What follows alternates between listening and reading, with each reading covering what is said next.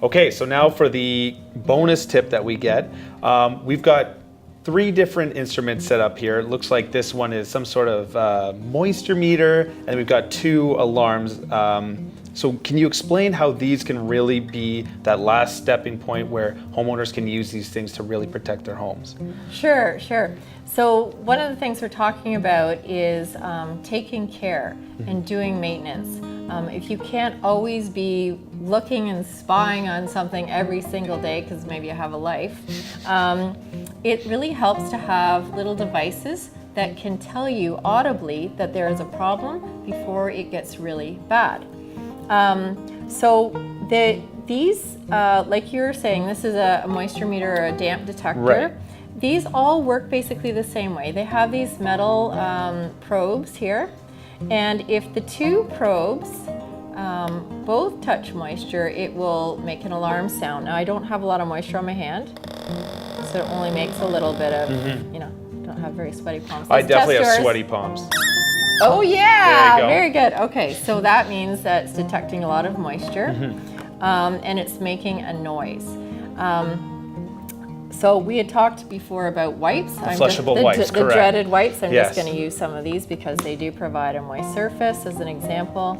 Okay, woo, there we go. Okay. So there are 2 types of alarms. There's this one that sort of looks like a hockey puck. You can put that under your sink if there's a tap leak, or by your water heater just on the floor if there's a water leak.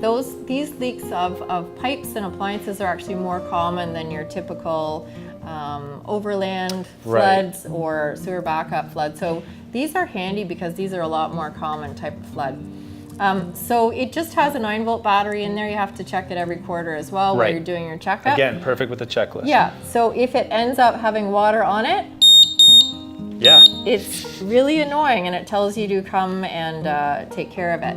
So that's lying on a flat surface. Something like this would be good if you need the sensor to go down a little bit. So say in your sump pit. Right. So you've got essentially the sump bucket, you've got your float, and wherever the maximum level of the float is that's supposed to trigger the water to empty, put it just above there. It's got a little suction cup, and you want to try to see what happens if it gets wet. Sure. You're afraid, aren't you? Well, you know. Okay.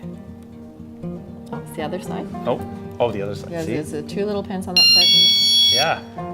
That's pretty loud. So there's all kinds of annoying sounds. Okay. Now, the very interesting thing here is that if you're home, you can hear these. If you have a good sense of hearing. Sure. Not everyone does, of course. So you could get, if you have some hearing challenges, you could connect it to maybe a visual system that would let you know that there is a problem. But these are only good if you're at home. Yeah, exactly. Right? Something that a lot of people are doing these days are getting alarms that will go to their phone to let them know that there's a problem in their home, so they can send someone to tend to it. Right. Or they get it connected directly to an alarm company. Oh, okay. Yeah. So if you have, say, an insurance policy, this is something a lot of people don't know about. But if you have an insurance policy and say you're away from your house, typically for 4 days or more, depends on the insurance policy.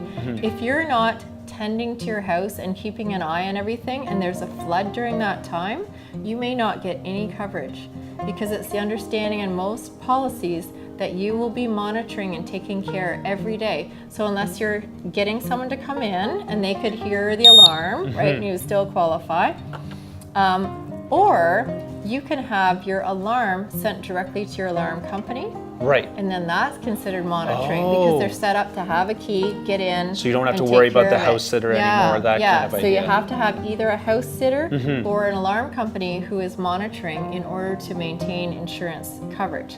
Now, like I said, every policy is a bit different, but these are something that could really go a long way to help people make sure that they're dealing with any challenges before they become significant, and also so that if there is a problem, they'll still get insurance coverage. Which is huge, absolutely. Yeah. So these little guys are between $5 and $10. The battery's like $2. Yeah.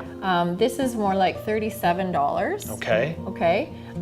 The ones that have monitoring can be, get into say $100, maybe a little bit more. Of course. And then if you have monitoring from your security company, that's going to be additional money. So Yeah, it of depends course. on what level you want. Right.